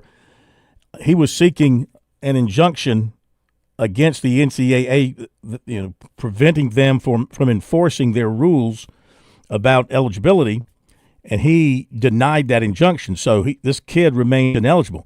Now, and this goes back to February, and I bring this up because of the situation South Carolina's facing at the running back position, because they still don't have a resolution of Rasul Faison and how much they are going to be hurting at the running back spot if he's not approved. And this judge has said no. Of course, judges have been all over the place. Some have said yes, some have said no. So I guess it depends on who you get in front of. But if that's the case, I mean, you could see Sellers really have to become more of a thrower this year. He only threw 299 passes last season. I say only. That's a pretty fair amount. Only had 7 interceptions, averaged 211 passing yards per game. I would imagine you're going to be in the conversation for the Heisman as a quarterback. You got to be around that 300-yard mark, don't you think? Oh, without a doubt. You've got to be throwing close to 3,000 yards. He'd have to complement that with at least 500, if not 600 yards rushing, and also be on a really good team. I mean, let's face it, I think Travis Hunter was an outlier last year with Colorado's season, because normally you look at guys that win it from Alabama. From Alabama, it seems like it's always going to be one of the teams that's in the college football playoff. Now, if he guides the Gamecocks into the CFP, then and has that kind of year, absolutely, I think he's in the discussion for the Heisman Trophy. But going back to the Rashul Faison situation, Phil, I don't think they're going to get him eligible. I think the longer this drags out, the worse it's going to get for the Gamecocks, and I think that's a big miss for them on the recruiting trail, not having a backup plan, sort of a plan B in case this doesn't go through. Yeah. They should have had somebody that they could have pulled in as well, and then worry about the numbers later. Yeah. Compare him to Klubnik. See, Klubnik had Heisman-type numbers. He threw 486 passes, so he threw there you go. 187 more passes than Sellers did. He completed 63%. He only threw 6 interceptions. He threw 36 touchdown passes. He had eye-popping numbers in the passing game, as Sellers did not. Klubnik also ended up rushing for 463 yards and 7 touchdowns. So he's very effective as a runner. And Sellers, however, 674 rushing yards and 7 touchdowns. So Sellers gives you more in the running game. Klubnik gives you more in the passing game. But when you're talking about Heisman votes, I would say a season like Klubnik has is like, that's the least you got to do to be in conversation. And you better have a good team. You better be winning 9, 10, 11 games. You don't have to make – as Travis Hunter pointed out, you don't have to make the playoffs. And Colorado won 9 games last year, and he won the Heisman. But it helps to be in that 10-11 category. Exactly. And to give you the perfect example as to why I think it's going to be a hard road to hoe for Lenore Sellers is the fact that Cade Klubnik, as you pointed out, had eye-popping numbers last season, had Heisman Trophy numbers. He never sniffed that award. It was never in doubt that he was not going to win that award. And it's a shame because of the numbers he put up. Plus, he guided the team to an ACC championship and also into the playoffs. So you've got to go above and beyond to be in the Heisman discussion. Absolutely. Okay, let's get to the recruiting report here on Sports Talk on this Friday night edition of Sports Talk on Friday nights. It's time for recruiting here on Sports Talk on this Friday night. The Sports Talk recruiting report is sponsored by Seawell's Catering. Man, I'm not so sure Josh hasn't already had that first blunt. The way things are being handled tonight. Holy cow, you're really slow tonight. You're very slow. I was never told that I was supposed to play that. Very slow. Wow. Very slow. Recruiting is brought to you by Seawells. Another great week of the Daily Luncheon Buffet, capped off by a roast beef Friday that was no doubt delicious today. Did you make it? I couldn't make it. I wanted to. My lunch date wasn't able to go, so next week, we'll hit it up next week. And you do the same thing. And, of course, for the very best in the catering business, you just need to call the folks at Seawells, and they'll take good care of you. That phone number is 803-771-7385, online at SeawellsCateringSC.com. Wide receiver Amari Acker of Crescent, 6'2", 186, camped at USC yesterday, got offered by the Gamecocks. Mike Furry called him about 20 minutes after he wrapped up his camp performance and made him an offer. He was extremely excited, very happy about it. He performed extremely well. He ran a very good 40, about a 4.45. He also camped at Clemson on Wednesday. And Tyler Grisham, the receivers coach there, said they're keeping an eye on him and they'll get back in touch. But right now it looks more like South Carolina is in good shape with Acker if they push the issue with him, which I would think they would. He was scheduled for an official to Kentucky this weekend. That's been scratched, won't be rescheduled. He does plan to take his scheduled officials to Liberty June 13th, East Carolina June 20th. He plans to take his official to South Carolina the weekend of the Vanderbilt game in September. Scheduled officials for South Carolina this weekend: offensive tackle Kamari Blair, cornerback Kosi Barnes, safety Joel Combe, defensive tackle Noah Clark, quarterback Landon Duckworth, of course that's big for South Carolina, linebacker Keenan Britt, who's committed, defensive tackle Aiden Harris, and twin brother defensive end Andrew Harris, who are strong leans to South Carolina, and offensive tackle Zion Giles, who's committed. Official visits this weekend for other USC targets would include Darius Simmons, defensive tackle to Western Kentucky, offensive tackle Darius Gray to Tennessee, tight end Tilden Riley to West Virginia,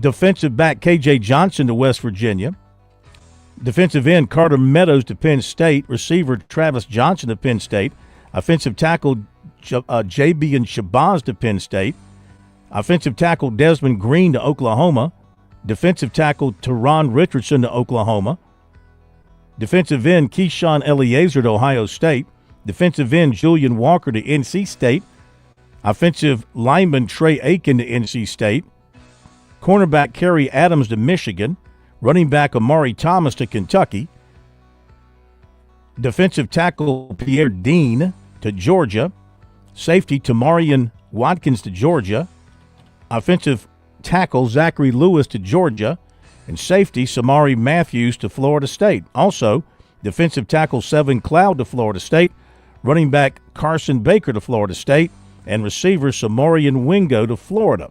Clemson targets, other visits this weekend. I mentioned Darius Gray. Safety Blake Stewart to Vanderbilt, punter Mikey Bukauskas to Texas, receiver Devin Fitzgerald to Stanford, defensive tackle Keyshawn Stansel to Penn State, safety Joey O'Brien to Oregon, offensive lineman Dalton Toothman to Ole Miss, but they might be off of him now, defensive back Danny Odom to Oklahoma, defensive end Bryce Perry Wright to Miami, defensive end Dre Quinn to Georgia, offensive tackle Ikini Oboko to Georgia, running back Jay Lamar to Florida State, and safety Tylen Wilson to Arkansas. USC offered defensive end Gustav Enriques Ross, 6'4", 230, out of Sweden.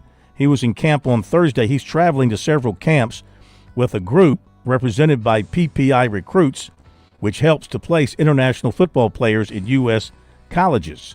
South Carolina offered 2027 receiver DeMarcus Brown of Roanoke, Virginia, 2028 receiver Jordan Gorham of Timberland, 28 quarterback Brady Quinn of Naples, Florida, 27 offensive tackle Sean Tatum camped at USC Thursday, as did 28 offensive tackle Andrew Pisani of Fort Pierce, Florida, receiver Darius Carter, 27 class, formerly of Ridgeview, but he'll be somewhere else this season. He was at camp at USC today, as was 27 quarterback Trent Seaborn of Alabaster, Alabama. Dutch Fork receiver Stone Furry, son of the USC receivers coach, he was at USC camp today. 28 receiver Jeremiah Brown Wallace of Daniel camped at Clemson this week. 27 offensive tackle Nathan Carson of Irma was offered by NC State. Defensive end Seth Tillman, 27 class of South Point, offered by Miami and Georgia. 28 offensive tackle Brody Lorenzo of Dutch Fork was offered by NC State. Basketball, 6'8" Justin Caldwell of Fayetteville, North Carolina, plans to visit South Carolina on June 17th. Baseball, Sacred Heart righty Elijah Foster committed to South Carolina today. His 2-year numbers at Sacred Heart, 10-4, 4.91 ERA, 156 strikeouts and 132 innings. Teams hit .216 against him. He did walk 101. He hit 24. He had 19 wild pitches, but he allowed only 11 homers. And South Carolina's losing shortstop Henry Kasmer to the transfer portal, John. Okay, there you go. That's recruiting tonight here on Sports Talk. It is brought to you by C. Wells, and be sure to check out our recruiting regularly on our website, SportsTalkSC.com, and on our very active and ever-growing X page, SC Sports Now, SC Sports Now, SC Sports Now. Make sure you give us a follow. NASCAR, Jeff Owens, coming up.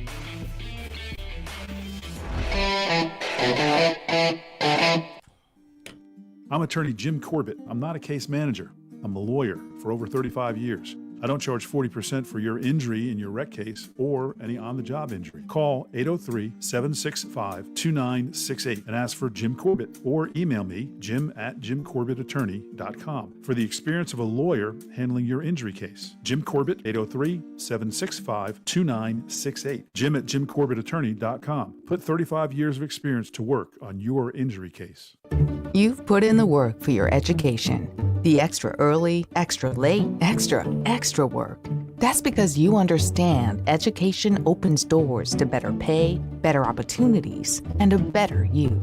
Being educated about playing the lottery is no different. It helps you be a better player, one who knows when to play and when to take a rain check. The lottery's a game, so let's keep it fun. Learn more at sceducationlottery.com/betteryou. Hi, Phil Kornblut here with our good friend George Bryan III. Heard every Friday night on Birdies, Bogeys, and Biceps right here on Sports Talk.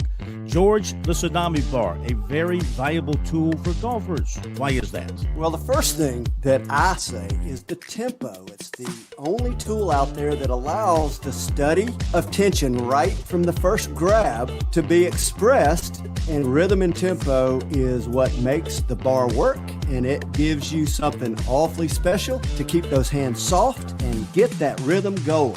Learn more about Tsunami Bar technology by clicking on the digital ad on our website, SportsTalkSC.com, and save 5% by purchasing online using the promo code BBB5. Love it when it's forward, love it when it's fast, love it when the leader's caught, the pack is moving past. All right, we're a little tight on time, so we're going to jump right into the fast lane. We welcome in Jeff Owens to Sports Talk once again as we get ready to go to Michigan after having a fun time at Nashville last week. I really love the Michigan races. I love that track. It's a wide open thing. You can run what, 3 and 4 wide in the corners there. It's a great place to watch a race. It really is, Phil. I think it's a favorite among a lot of people on the circuit. It's wide. You can run 4 and even 5 wide sometimes there, and they fan out pretty good. There's a lot of passing, and yet they're still running 200 miles an hour. And it's a big weekend for pretty much everybody because you're in the backyard of the manufacturers. So there'll be a ton of Ford and Chevy executives and employees there. So there's a lot of pride on the line at Michigan. So teams put a lot of effort into it. So good racetrack, usually a good weekend, great place to watch a race, as you said. So should be a lot of fun on Sunday.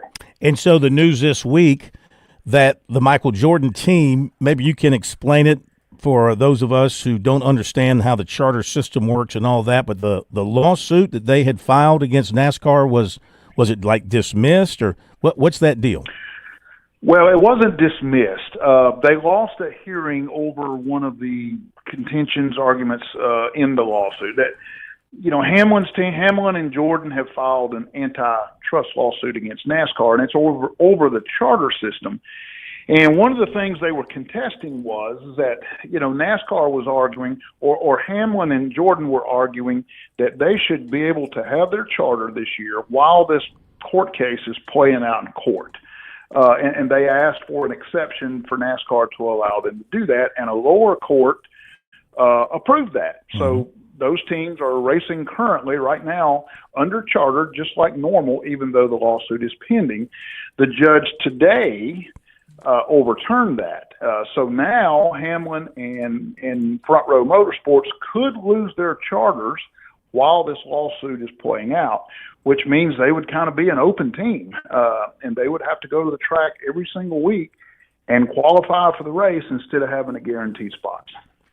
What does that mean to the fan?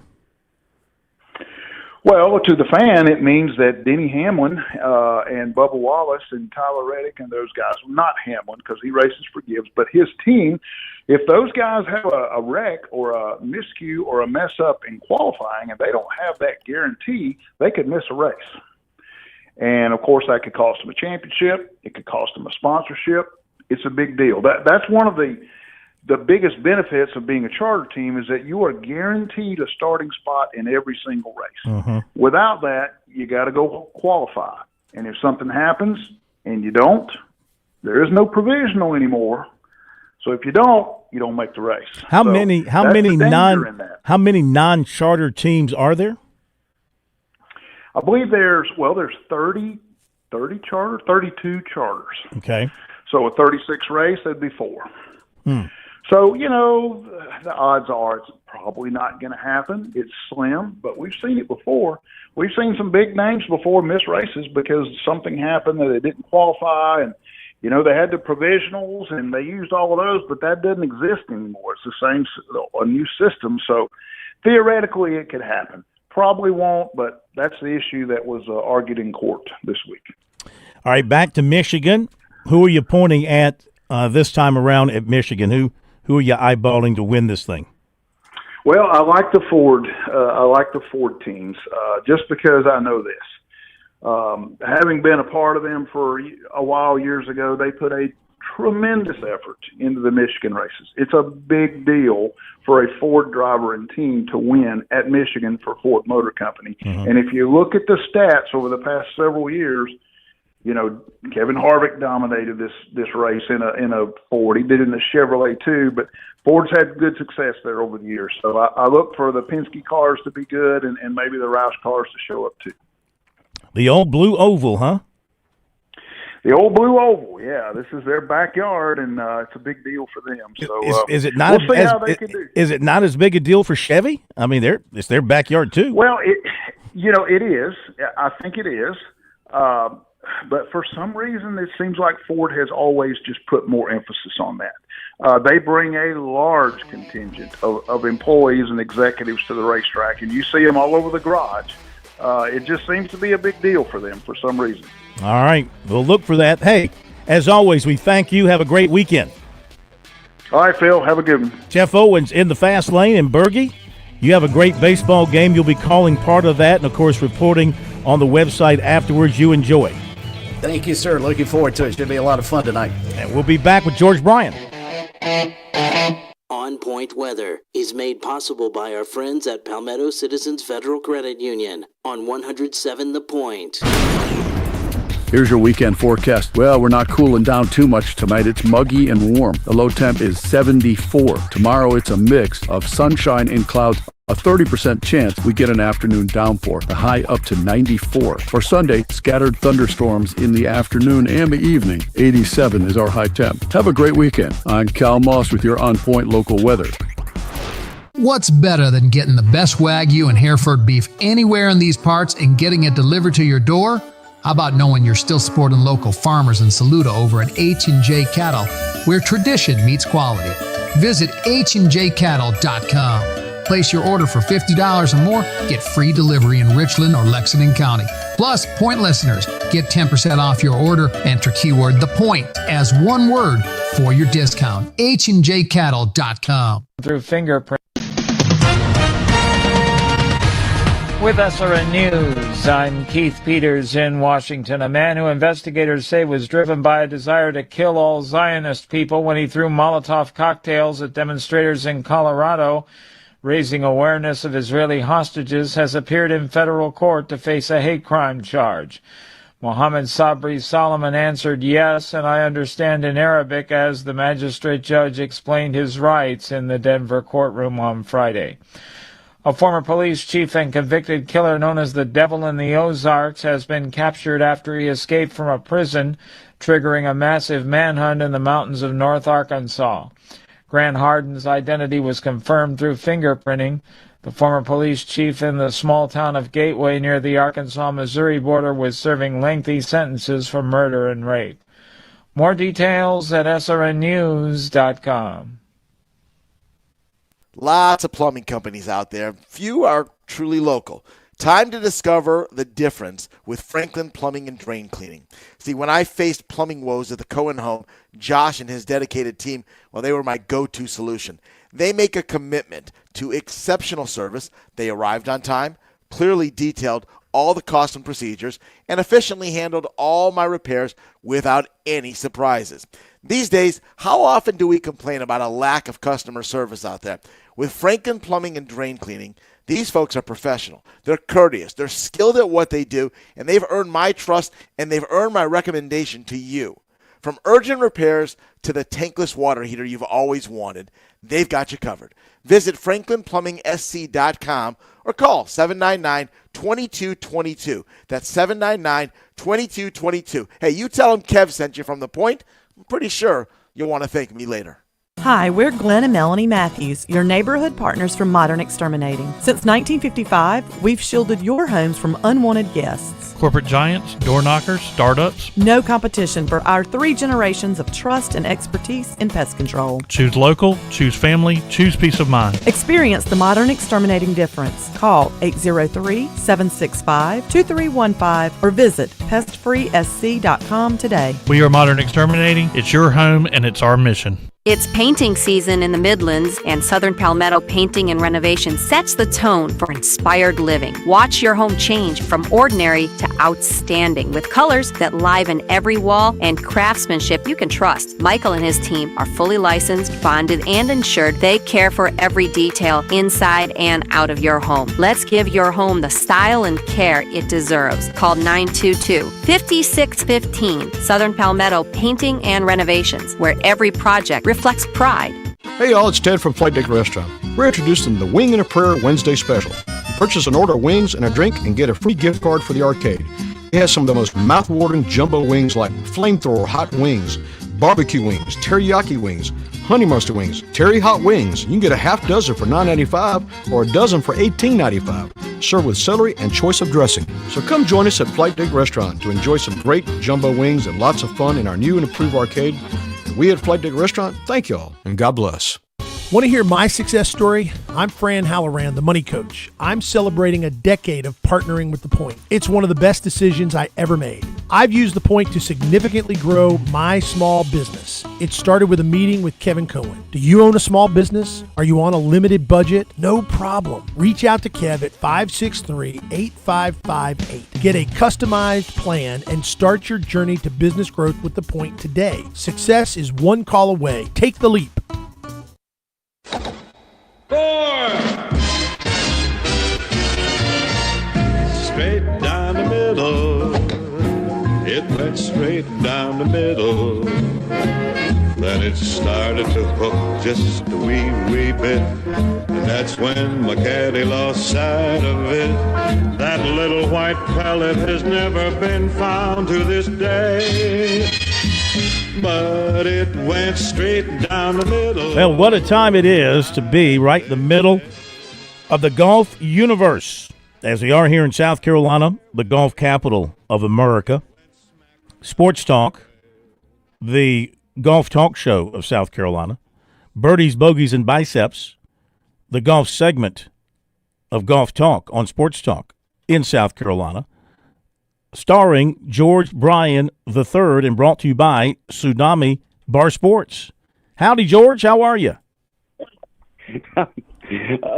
Right away, you start off in that imaginary zone. I mean, I couldn't be better. It's Friday night, and the weekend's in front of us, and we get to just wind up that imagination and let it rip. You start off with an eagle. We do indeed. We've got Frankie Harris joining us here momentarily. I'll let you know when he's on board. But what a week it was for guys like Frankie and maybe hundreds of others around the country attempting to qualify through sectional qualifying for next week's U.S. Open, including both of your boys. And you were up there in Maryland to watch them compete and try and make it. They came up short. But what was the experience like for the Bryan Bros and the Bryan clan as you were walking around up there in Rockville, Maryland, and trying to make that cut? Well, it was pretty special. Woodmont Country Club is extraordinary, and it's a big complex, 36 holes, just outside of Washington D.C. And saw a lot of folks a lot of folks from South Carolina in that neighborhood. Mm-hmm. And all these qualifying sites, they attract the best players from all over the world, and it's still really unique. You can get to the U.S. Open in 3 rounds of golf. Now we're getting ready to talk to one who is sample example. I think this is his first U.S. Open. Well, I can't wait to unwrap it with him later, but no other game like it. You're not going to get in the NBA championship in 3 rounds, in 3 games. No way. And golf's so unique, and you never can tell. We could be talking to the 2025 U.S. Open champion. Not to put any heat on him, 'cause, hey, you just never can tell. And we got a lot of golf going on. We talked about Columbia hosting a Korn Ferry event. We got one going on in Greenville. I did notice that one of the South Carolina boys is in the U.S. Open. I think he's a former Georgia Bulldog, Trent Phillips. I think. Yep. Yeah, I went through every qualifier, and the only other one besides Frankie that I found was Trent Phillips from Spartanburg. Yep. And went to Georgia, and so he qualified. We had a lot of people from South Carolina at various sectionals trying to qualify, but they call it golf's longest day, and we've got Frankie standing by, George, so I'm going to let you two play through, and you can ask him about surviving golf's longest day. Take it away. Come on, welcome, Frankie. I know it wasn't a long day for you. I bet it went by quick. Welcome, Frankie Harris. Hey, thank you, George. Thanks for having me on the show. Excited to discuss my round and how things went out there. Hey, I want you to go ahead and take it away. You start with Selena, what happened there, and then tell us about the next site. And you got the tee, man. Rip. All right. So, Selena, I got a good pairing, first one to go off in the morning, so I was playing on fresh greens, very light wind the first 9 holes, and I had played the golf course obviously a handful of times, being a member of the South Carolina team, so I've had a pretty good amount of experience out there. I know where to put the ball. I know the green complexes pretty well, so I went out there. I struck the golf ball pretty well, rolled in some putts, had a few tap-ins for birdie, and, ended up shooting 4 under on the front 9 out there. And I knew my game was in a good spot. Back 9, game plan was pretty much just to do the same thing. I wanted to go out there and keep trying to make as many birdies as I could. And unfortunately, number 10 got away from me a little bit. I kind of missed club there. Thought it was playing a little more into the wind than it was, and hit a 9-iron over the green, and then left myself maybe about a 4.5 footer straight down the hill, blew it by, and then I missed another putt from about 5 feet, so I had to take double there, but got up to that next tee, was definitely a little frustrated with myself, and kind of just fought my whole way back. Had 3 birdies in a row coming in, and missed about an 8-footer as well on number 18. So, I came in it with 2 under par, and I've just fought real hard out there, and it worked out. It worked out well. Well, you easily 2 under. You were the co-medalist, and now tell us where you played and a little bit about the 36-hole qualifier. Supposedly the longest day in golf, but I know it's truly not a long day when you're rolling like you did. Yeah. Also, the circumstances that we had changed things a little bit. So the first day, it actually ended up being 2 days due to a weather delay, which is pretty uncommon because a lot of the sites, it's usually you start real early in the morning and then finish up your round as the sun's setting. So it wasn't necessarily the case for me, but I had an 8:30 tee time for the first round. I was playing with my good buddy from Auburn, who was actually my roommate my freshman and sophomore years. So I had a great pairing. Me and him had a good time out there. He got off to a really hot start. He was 6 under through 8 holes, and then I was 4 under through 9 holes. So I went out there. I mean, Florida golf comes naturally to me. It was at Emerald Dunes in West Palm Beach. I'd never played the course before, but it was a super nice spot. The greens out there were lightning fast the 2 days that I played. They were like putting on glass, so it was a little different than what I'm used to. But started out 4 under through 9. Honestly, missed a couple putts too inside of 10 feet. Could have really taken it deep. And back 9, just kind of continued the same thing, was striping my driver.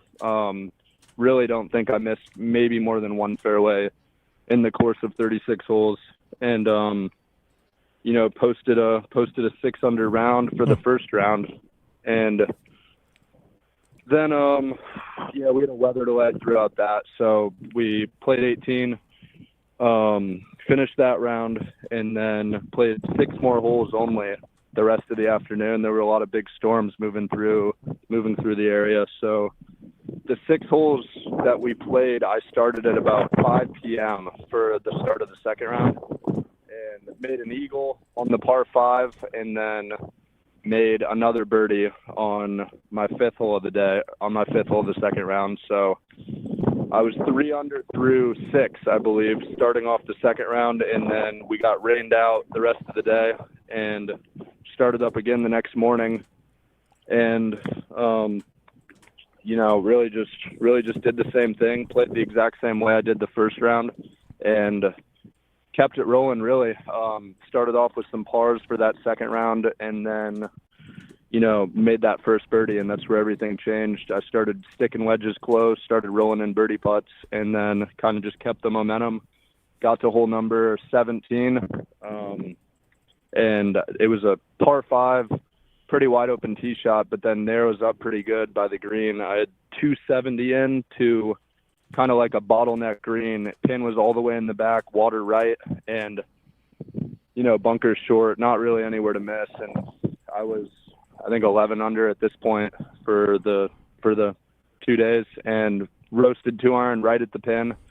Didn't really shy away from it at all. Put it to 20 feet, and then left my putt maybe 2 inches short from going in for eagle, and then 18T. I knew where I was standing by then. I knew I had a 1-shot lead. There were 2 people in at 11, and hit good 3-wood down the middle. Had 9-iron in from 180 yards, and left it about 50 feet short of the hole, and then ended up getting a little aggressive with the putt and 3-putted, but still came in at 11 under, and knew I was good about 30 minutes after I finished up my golf. So your recall is amazing. I mean, my memory is pretty sharp when it comes to golf. I remember a lot of golf stuff. I can, George, that's pretty sharp to remember. Like, here we are about a week after, can recall distances and locations and all that kind of good stuff. And let me just tell you, Phil, when Frankie puts a stripe show on, it is very special. And if I hit a ball that way, it'd be easy to remember too. Did I hear you say, Frankie? Did you use the phrase? Maybe I misunderstood you on one of your approaches. You said you roasted. Did you say you roasted a shot? Yeah. Roasted is it's a term I use. Yeah, it basically replaces striped, I guess. Yeah, striped, compressed, but I like the term roasted, especially with my 2-iron. I love it. It's a good way to put it. Roasted a shot. Love it. Roasted. Now, Frankie, let's while we're really mixing it up, chopping it up, talk about your chances in the U.S. Open upcoming. I mean, how are you looking at this event? Well, first of all, I mean, I'm obviously there for the experience. Results are not really the major focus for me right now, but the way my game is right now, I mean, I don't think I'm going to have any problems with keeping the ball in the fairway. Obviously that's a big thing out there at Oakmont. Everybody claims the rough is very thick, and I'm sure it's true, but I'm really not super worried at all about the rough. I think with the way I know there's a lot of 2-irons out there. I know it's not all drivers, so I think with the way I hit my clubs, especially 4-iron through 3-wood, I think those shots where you have to find fairways that are anywhere from 230 to 280, 290. I think those clubs of mine are very good, and I think I'm going to give myself a pretty solid amount of chances to make birdies and pars, and hopefully just stay out of the rough as best as I can. So results-wise, I mean, it's hard to have any expectations, but all I can do is go out there and just play the best golf I can do. I can play. When will you arrive? On Sunday? On site? And Who will caddy for you? Yeah, so I'm flying out Sunday down here from Fort Lauderdale, and then I ended up getting a local caddy from Oakmont, so he'll be on the bag all week. Don't know too much about him, but I got connected through a family friend, so you didn't like the idea of having plenty of experience. Didn't like the idea of having one of your golf buddies loop for you, huh? I'm sorry, say that again. You didn't like the idea of having one of your golf buddies, maybe a teammate, loop for you, huh? Believe me, plenty of them offered, and I told them I would consider it, which was true. But I think the best step for me is to find somebody with some course knowledge and just experience out there. I think that's what's going to help my game the best. But I had plenty of friends offer, so. Hey, George, let me ask Frankie a quick question, if I may. We've got Frankie Harris on with us, one of the stars of the South Carolina golf team this year, which had an exceptional year making the NCAA tournament. You had a terrific regional. You shot a total of 11 under par. But then again, the championship, a little bit tougher, finished at plus 13 for those 3 rounds. The difference would have been what? Was it just simply a matter of the course and the conditions and the time of day that you were playing in the 2 different weeks? Yeah, the courses played completely different, but really my problem at the national championship was like my distance control with my irons. Those greens out there are unbelievably firm, and I didn't get off to a great start the first day and started trying to get a little bit too aggressive out there. So, I was leaving irons short. I was one-hopping them over the greens. I just never really got into a good feel out there with my distance control. I felt great over the ball. Every time I hit a shot, I was pretty confident that I was going to hit it where I wanted it to go. But my distance control was just off. I just wasn't really putting the ball in the places where I thought it was going to end up. And that course, you got to be pretty dialed in if you want to give yourself good birdie looks. You have to hit quality golf shots, and I just wasn't doing that. I just couldn't place the ball in the right spots to give myself a good amount of looks. All right, so let's move into next week, the U.S. Open. You're holding on to your game. Does Frankie get nervous out there? How do you handle the nerves? Do you think you will be? We'll say that sometimes I get a little nervous on the first tee of bigger tournaments, and it's nothing crazy. When you care about how you want to play and how you want to finish out there and play your round. Anybody's likely going to have some nerves when it means a lot to you, which it does.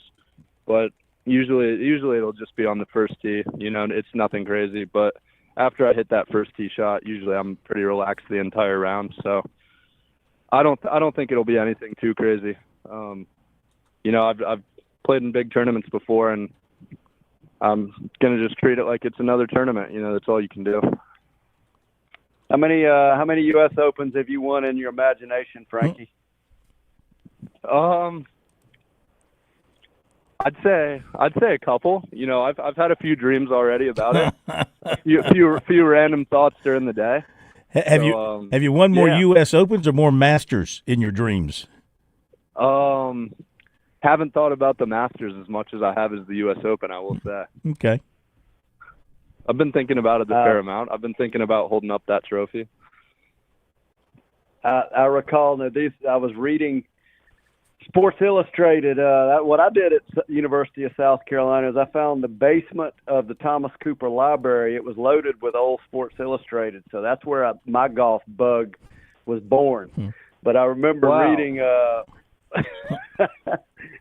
Hey Frankie, you know where that library is, don't you? Right there, that's that big building. I've been down there a handful of times. I could probably count them all on one hand. But, but yeah, finals and midterms that's about the only time I'll ever show up to the library. Well, I remember they asked Hale Irwin. Actually, it was an old timer, older than Hale Irwin. I was watching that interview live when they said, "What you're a little older.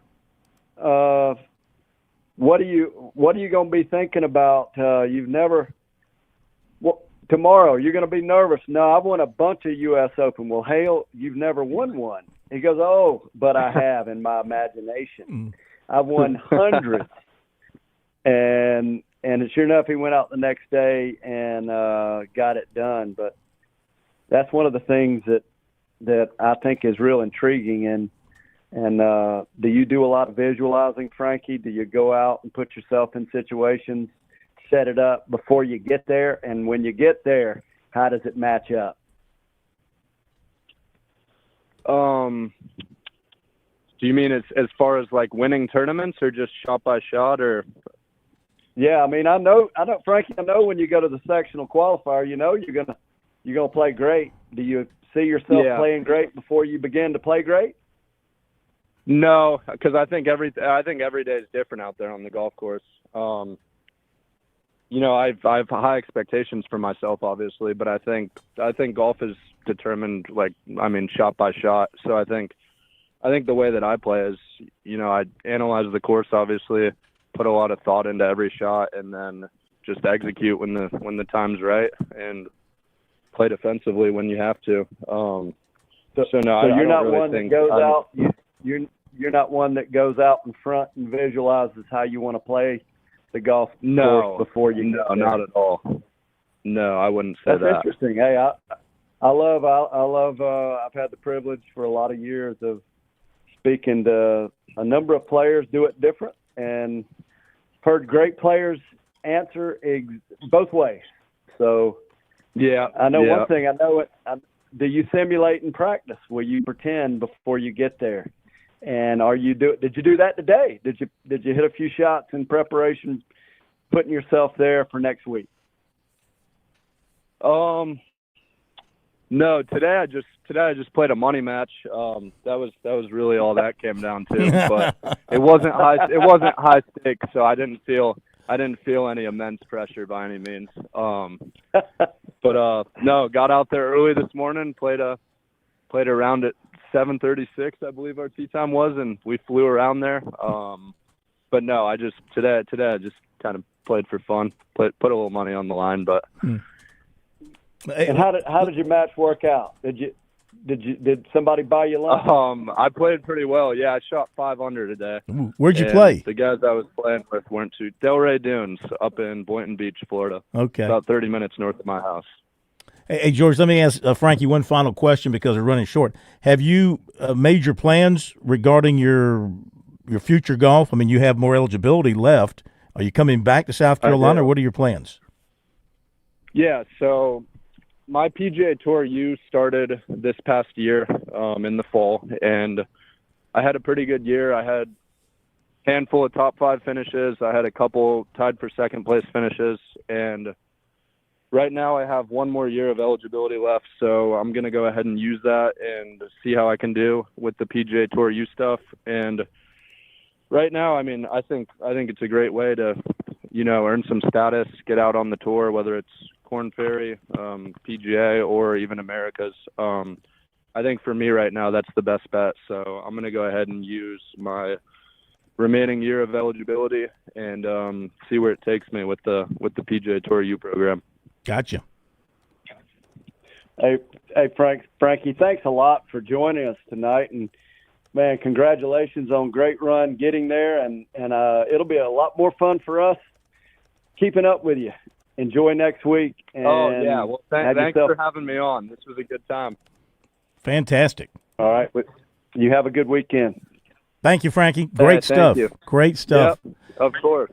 Love to see Frankie lift that trophy, wouldn't we, George? I mean, come on, we got to be real. I saw video of Oakmont. We talked about this earlier. I mean, the rough. Now, of course, if you keep it in the fairway, you're going to be fine. But I mean, I'm sure you've seen some of the same stuff. They're saying the rough is going to be impossible.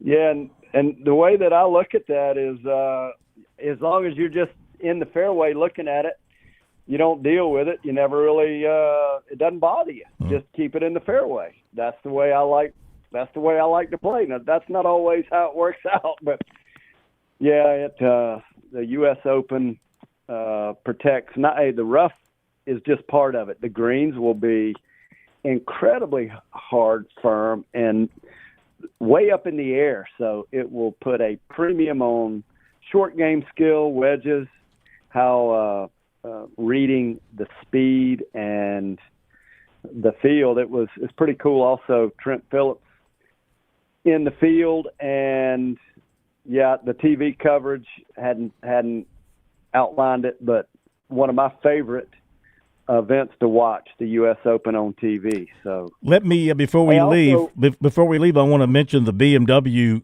taking place up in Greenville, George, and we got a lot of state players in there. And yeah, Austin Smotherman leads at 16 under, but Bryson Nimmer's 10 under, Doc Redmond's 8, Matt Neesmith is 8, Jonathan Bird is 6, Matt Atkins 4 under, Tommy Gainey 2 under, Chris Baker -2, William McGirt -1, Trace Crow -1, and looks like Bill Haas shot 81 in the first round, and don't see a number for him in the second round. He withdrew. Okay, he withdrew. So those are the locals.